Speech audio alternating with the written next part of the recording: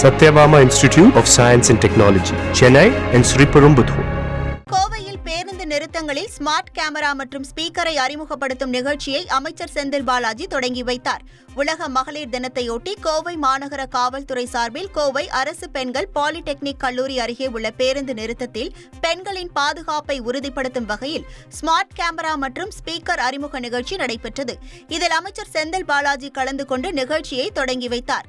மேலும் 200 பேருந்து நிறுத்தங்களில் இந்த ஸ்மார்ட் கேமரா மற்றும் ஸ்பீக்கர் பொருத்தும் பணிகள் நடைபெறவுள்ளது.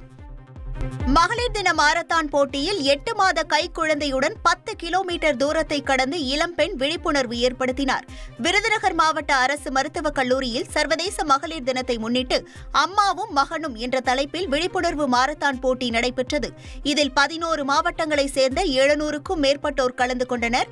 இதில் 8 மாத கைக்குழந்தையை வயிற்றில் கட்டிக்கொண்டு ஓடிய ராஜேஸ்வரி அனைவரின் பாராட்டையும் பெற்றார். போட்டியில் வெற்றி பெற்றவர்களுக்கு மாவட்ட ஆட்சியர் ஜெயசீலன் பரிசும் பாராட்டு சான்றிதழும் வழங்கினார்.